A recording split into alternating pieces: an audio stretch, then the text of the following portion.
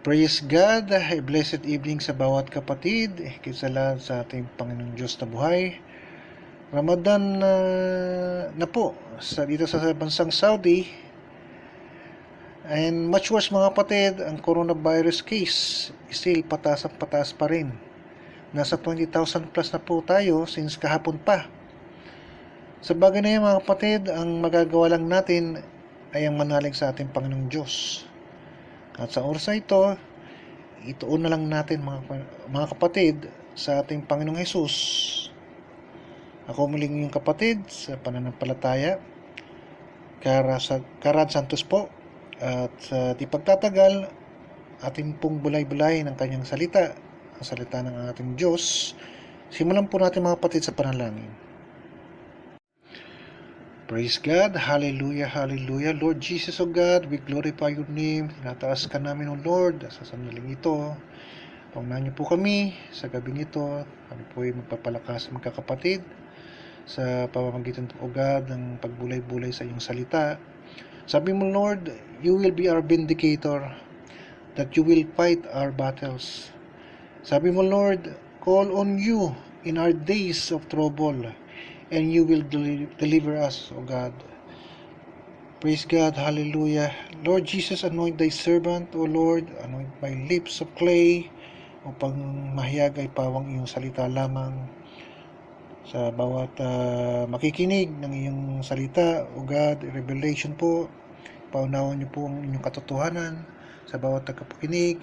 Pasok yung sa pilit, O God, sa kanilang mga puso, maging lakaran ito, at maging kalakasan po ng bawat isa sa amin, O God. Lord, all this will pray in the mighty name of Jesus. Amen. Praise God. Hallelujah.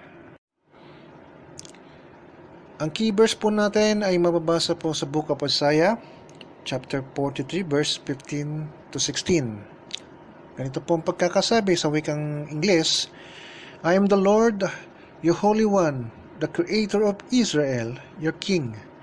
Thus said the Lord, which maketh a way in the sea, and a path in the mighty waters. Praise God, hallelujah mga kapatid. Pamagatan po natin ito mga kapatid bilang water of life. Sa Tagalog, tubig ng buhay mga kapatid. Praise God.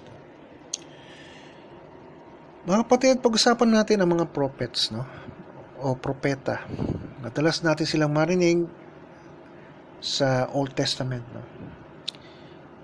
Although na ating Panginoong Hesus ay tinawag din pong isang propeta ng isang Samaritan woman mga kapatid. Also si John the Baptist mga kapatid, no, are being considered as one of the prophet mga kapatid, no? Pero kadalasan mga kapatid, ang counterpart nila sa New Testament, they are called apostles, no, or disciples, and the latter being called saints mga kapatid, no? Praise God mga kapatid. Now going back to the Old Testament, there are so-called oral prophets mga kapatid. Bakit oral? Kasi di na ilathala o naitala gaano sa Holy Scriptures ang kanilang manggawa. Tulad nino, Prophet Nathan, Ahijah, Iddo, Jehu, Elijah, Elisha, Oded, Shemaiah, Azariah, Hanani, Jahaziel at Hulda. Mga propetang nabanggit lamang ang salita, mga nagawa. Sa madaling sabit mga kapatid, no? Wala silang akda, wala silang aklat sa Old Testament mga kapatid. And there comes the so-called written prophets mga kapatid. Bakit written? Ito yung propetang nasulat, nailathala lang kanilang magawa na salita, at lahat ito mga kapatid ay pawang nasusulat sa Old Testament. Masipag siguro silang sumulat mga kapatid, no? Ano sa palagay nyo? Di lahat. Kundi sila mismong sumulat ay yung mismong assistant nila mga kapatid. Ang masikat, may secretary. Tulad ng nino, ni Prophet Jeremiah mga kapatid, no? Ang Book of Jeremiah mga kapatid ay sinulat ng kanyang scribe Ang scribe, mga kapatid, from the word scribble, no? Na ibig sabihin, sulat, no? So, by that, ang scribe means tagapanulat. Sino po yun, mga kapatid? Si Baruch ben Neriah. Yet, ang credit pa rin kay Prophet Jeremiah, siyang pinanggalingan eh. Diniktit niya lang kay Baruch ang isusulat. Let us put this way, mga kapatid. No? Divine inspired ang mga propeta, dictated by the Holy Ghost, at di sila mismo ang direct author. For God is the true author of the Holy Bible, mga kapatid. Praise God, hallelujah. Si Prophet Isaiah, meron pong masigit na isa na assistant, mga kapatid. No? Ngunit pawang ni isa sa kanila ay hindi nabanggit sa Holy Scripture, sa Old Testament, mga kapatid. No? Sa New Testament naman, ang counterpart niya ay si Apostol Paul. Maraming assistant. Kadalas ay si Luke, minsay si Timothy o Titus, mga kapatid. Bagamat sila ay propeta, mga kapatid, meron din tinatawag na classification ng mga yan, no? O division according to the Hebrew Bible, mga kapatid. Tulad na lang ni Moses, mga kapatid, no? Na siyang author ng Torah o Pentateuch, mga kapatid. No? Ito po yung 5 books containing the law of God, mga kapatid. No? Highly regarded as prophet of all prophets, mga kapatid. Siya bilang una, mga kapatid. No? Ikalawa, former prophets, mga kapatid. Tulad ni Joshua, Samuel, at yung nasa Judges at Kings, mga kapatid. No? Major prophets naman bilang ikatlo, mga kapatid, tulad ni Prophet Isaiah, Jeremiah, Daniel, Ezekiel, at yung nasa Lamentations. At yung last 12, pawang mga minor prophets, mga kapatid. Bilang ikaapat, sina Prophet Hosea, Joel, Amos, Obadiah, Jonah, Micah, Nahum, Habakkuk, Sepanya, Haggai, Zechariah, at Malakay. Praise God, mga kapatid. One of the respected prophets at isa sa paborito ko po, mga kapatid, sa Old Testament figure ay walang iba kundi si Prophet Isaiah. At siya rin ang sumulat ng key verse natin ngayon. At sa key verse na yun, mga kapatid, pinatutungkulan doon ang pagbabalik tanaw sa panahon ng Exodus, mga kapatid. Miracle yung Exodus. Yung word na Exodus, ibig sabihin po nito ay exit, no? Paglisan o pag-alis.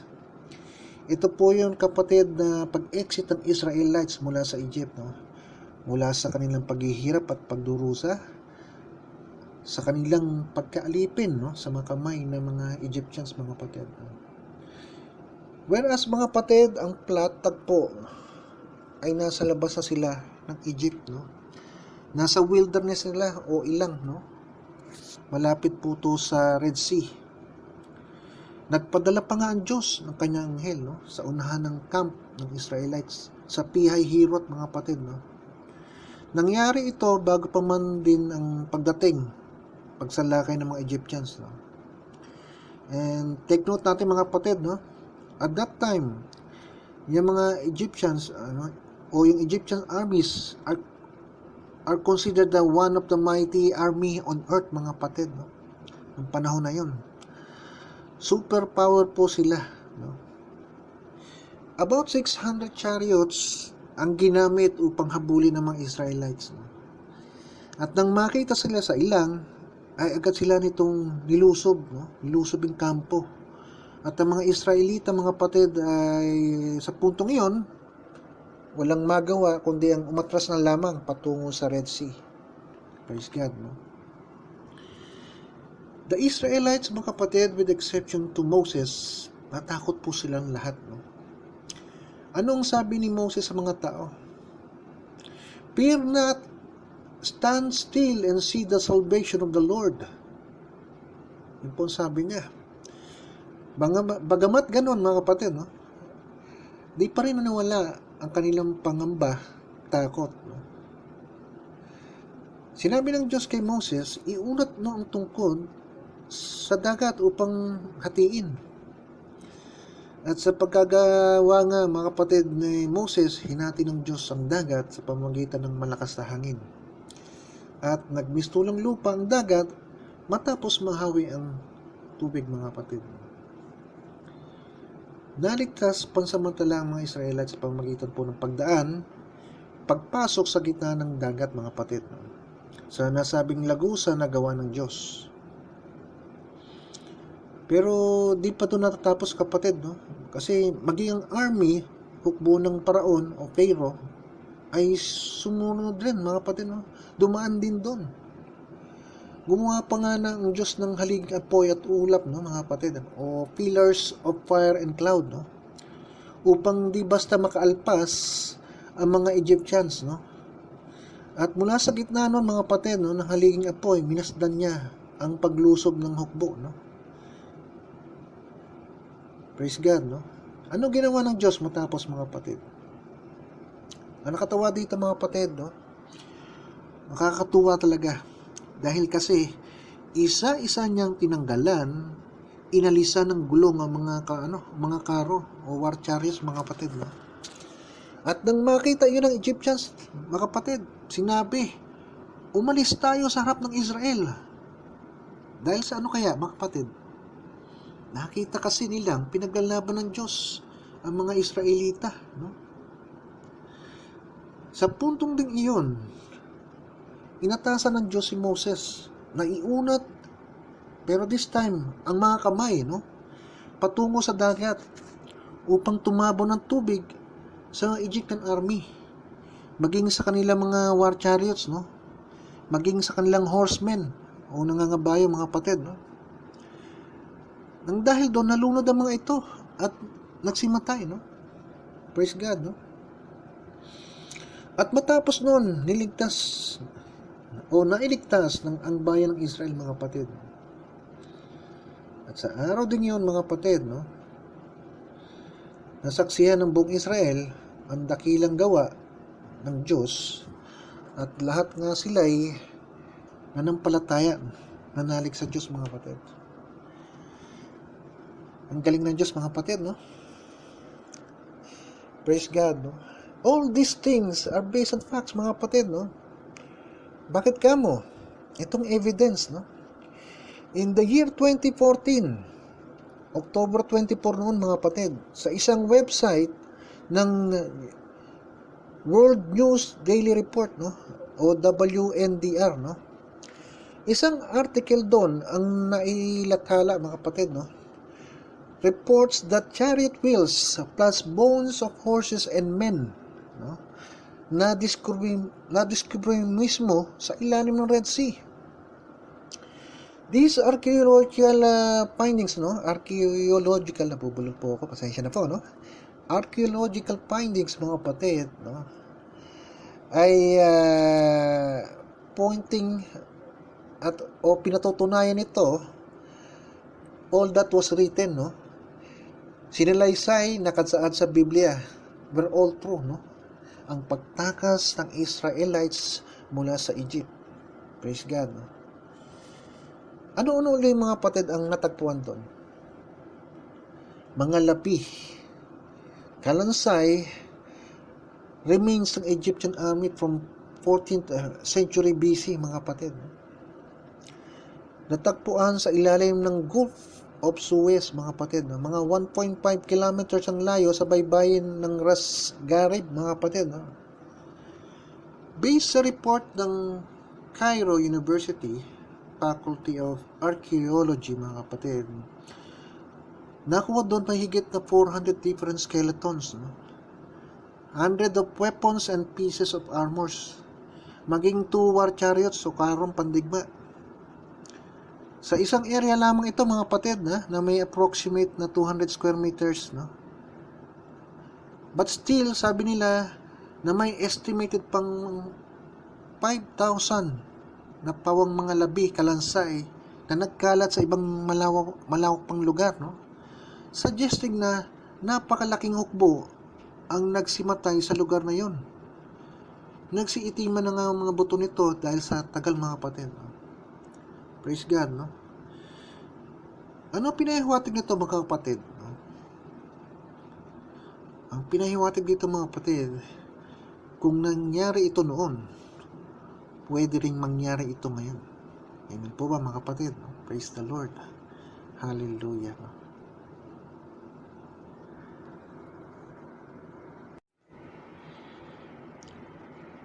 Balikan natin ang text, mga kapatid, sa Isaiah 43 verse 15. Sinabi doon, mga kapatid, I am the Lord, your Holy One, the Creator of Israel, your King. God shows who really is, mga kapatid. Sino kumbaga siya? Siyang ating sandigan, masasandalan sa panahon ng kagipitan. Kaya, mga kapatid, dapat wag tayong matakot, wag tayong mangamba. Sabi nga sa Nahum 1:7, the Lord is good, a stronghold in the day of trouble.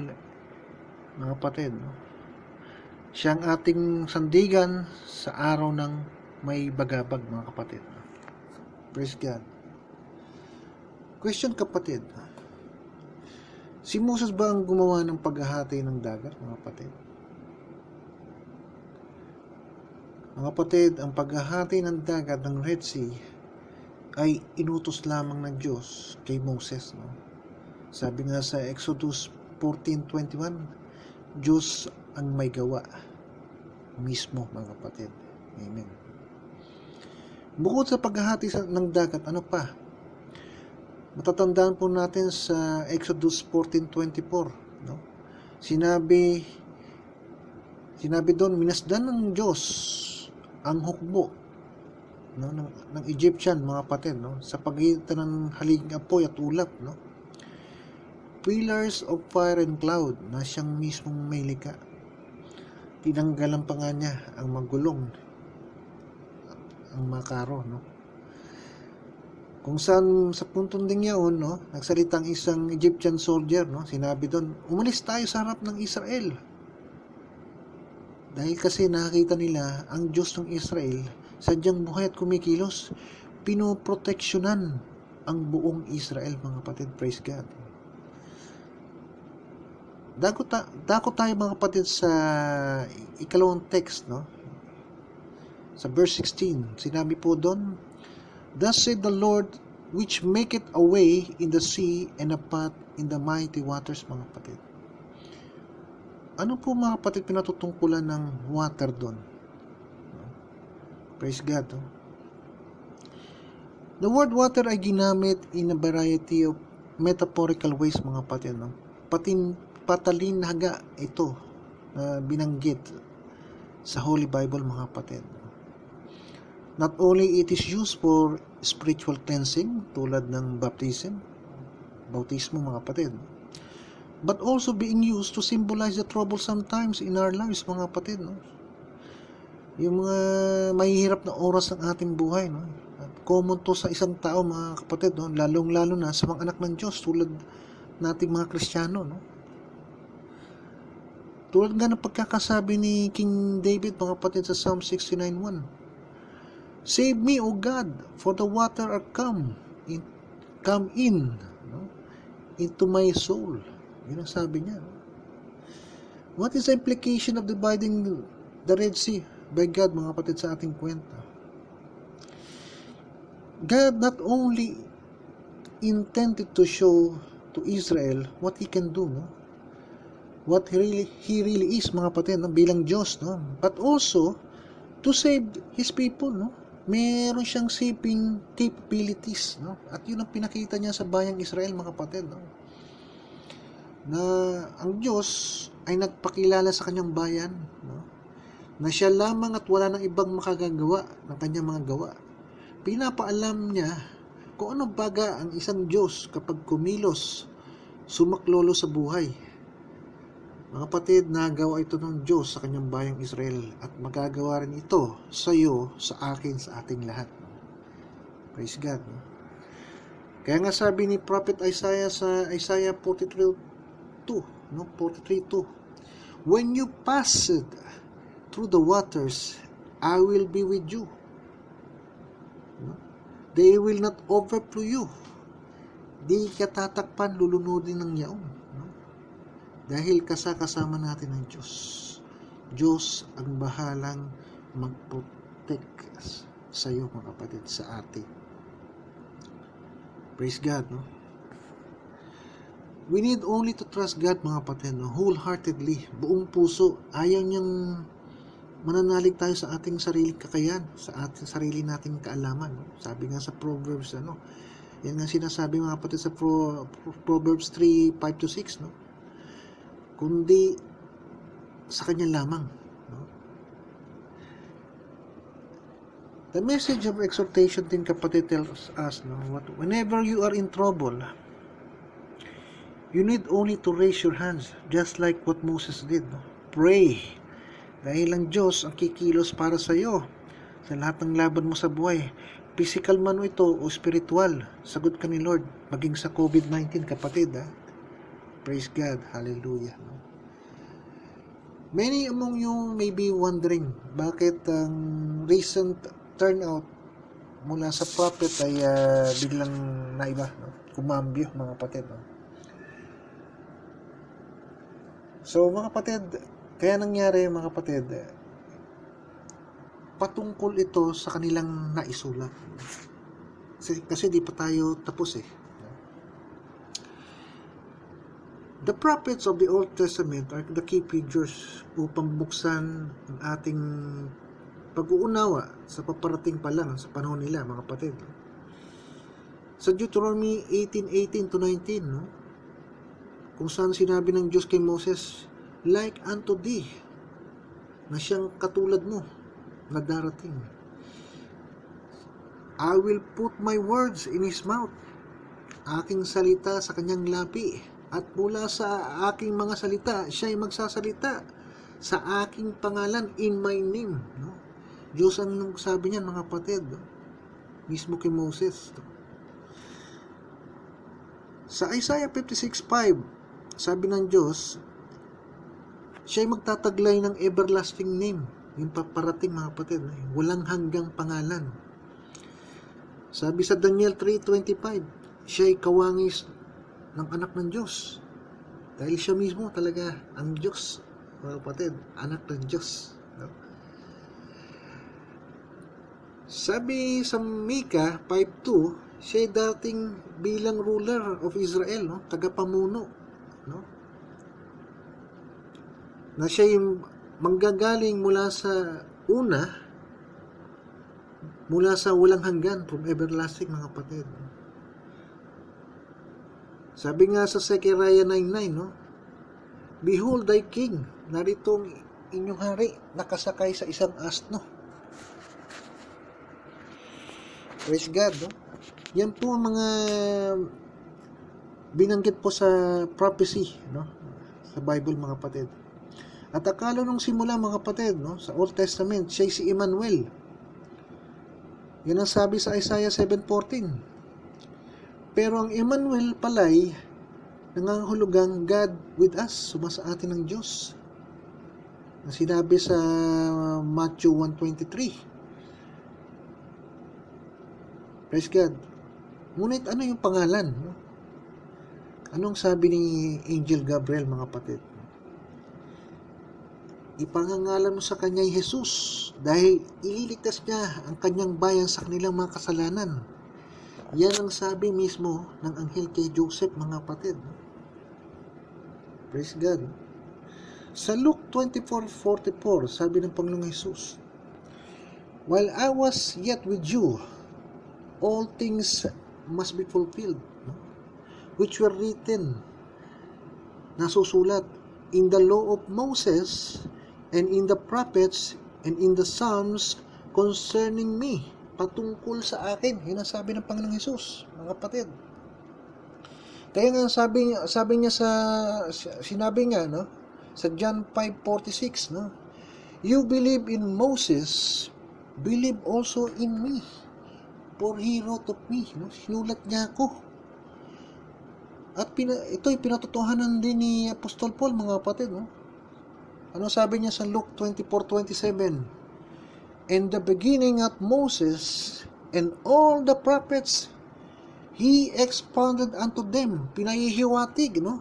In all scriptures, sa lahat ng kasulatan, the things concerning Himself, patungkol sa Kanya.